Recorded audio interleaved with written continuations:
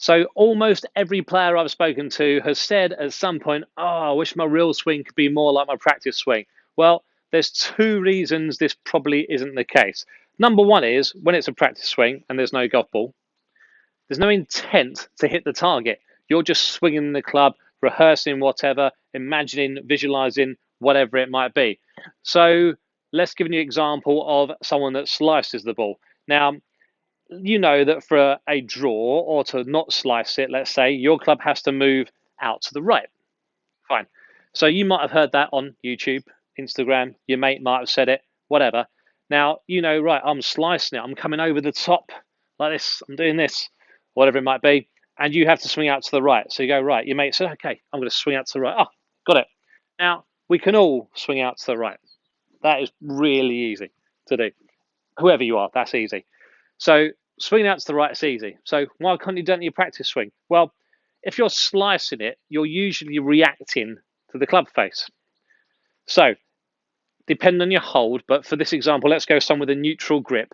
So neutral grip, but swings the club back in a way that gets the club face very open. So it could be rolled like this, a very extended left wrist, so cupped, and the face is very open. So the toes pointing down, the face is open, which means all being equal, the face wants to point to the right already.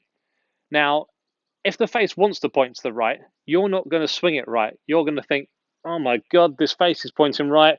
I better cut across to the left. So the reaction to the club face being open is why you're cutting across it.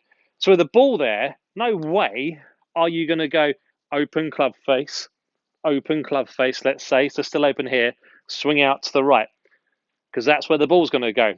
You might do something which would be difficult and maybe not the best way of doing it. You might go open club face, open club face, open club face. I'm swinging out to the right. I better close the club face. And you get very handsy, early release maybe, low point before the ball because the hands are getting involved too much around impact. That might happen. And you might time it brilliantly and you might hit some sort of draw. But you're going to hit a lot of heavy ones, a lot of hooks. So reacting to the club face in this instance is why the player might be going over this way. So to just say simply swing it to the right isn't going to work because you won't do it with the club face looking like that as it does in the swing. So you need to pick the right thing to change first of all. When there's no golf ball there, there's no intent to hit the target, at least when you're opening the club face up here and you're cutting across it, you are trying to hit the target, you're trying to cut it or fade it, but sometimes it might go wrong. You might pull it or slice it. So that's the first reason, no intent. The second reason is going to be because you're, let's say, the same move, you're trying to hit a draw and stop slicing it. So you're working on changing this wrist angle at the top. So you're holding it neutrally, let's say, but you're working on, you've been told or again seen it on YouTube, right, or you heard it now, maybe. This left wrist is going to make me want to swing this way. So you think, right, I'm going to change my left wrist and you try and flatten it some amount. Great. Now, doing that without the ball might be easy-ish, especially if you go slow. So you might go, yep, that left wrist felt much better. Yeah, that's flatter. You might even look around and check it. Go, yep, I can do that. That's great. And you might have some practice swings where you go slow and you might get the feel for it. Now, that's okay. If you're not filming yourself and you are doing your practice swing, it might not be happening. So, and you've seen this loads of times. I've said it, other coaches said it. Feel the real in golf is a massive difference. So where it might feel, even in a practice go, like you are changing that left wrist, yep. If you swing through, you might not have changed it, and you wouldn't know unless you filmed it. Now, with the ball there, even less likely to happen because you're going to probably go back to default, especially at your full speed. So the second reason it's not going to happen, and the second reason why your practice swing might look better than your real swing is because you haven't got the right, you might have picked the right move, but you haven't quite got it yet. So if you haven't got it yet, and again, this could be anything you're working on, we're just using this one example of open face slice. If you haven't quite got it yet, how do you get it? Well, you might need more than just going, right, I've got to flatten my left wrist. Saw on YouTube, Ollie Tucker, great coach, said flatten your left wrist. Now, that might not be enough. Okay, if you're not having lessons, this is. You might need something like a gadget to help the feel more. And with this, in this example, hanger, When you go to the top of the swing, you know if that wrist is flat because you can feel this part of the hanger on the inside of your forearm. One example. So, yeah, I can feel it. I'm going to swing down.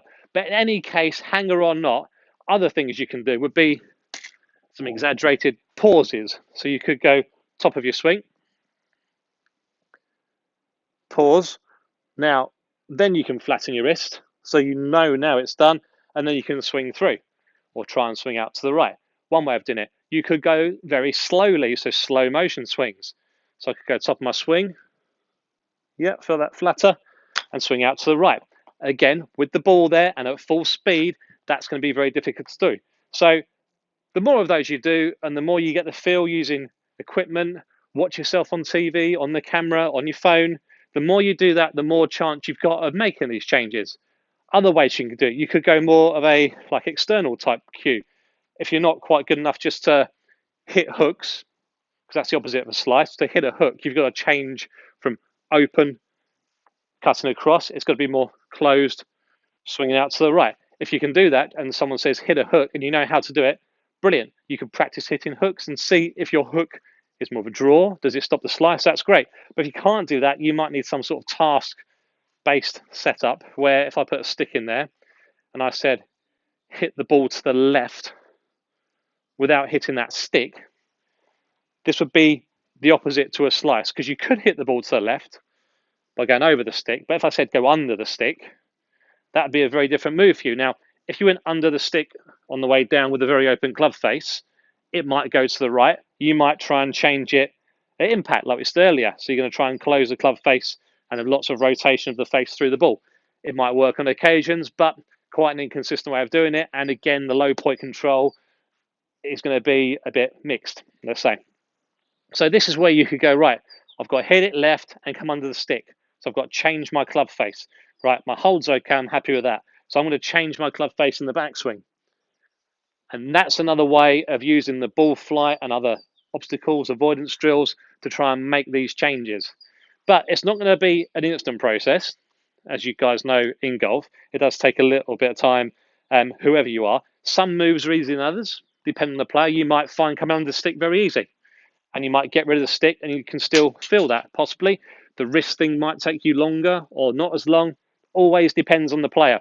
So you can change the equipment to make these changes. You can do slow motion swings, you can do pauses, you've got video camera, you've got gadgets, you've got tasks like this where I'm saying, right, hit it left, go under the stick. Right, I'm going to try and close my face in the backswing as much as I can. And to hit it left, I've got to try and keep it closed. Again, that would be the opposite from your slice. So the two reasons your practice swing will always look better, and without a ball there, we don't know if it is better, is because, first of all, there's no intent. So you can make your swing look pretty, but without actually seeing what the club face is doing, where the low point is, who knows? So there's no intent on hitting the target. The second reason is you might have picked the right thing to change, but have you actually changed it? That's if you have to pick the right thing in the first place. But those other ways of making these changes can help if you're just watching YouTube. Otherwise, work with your coach, check me out online on Skillist, and you can start to make these proper changes in the right way for you. So I hope that helped. Any questions, leave some comments.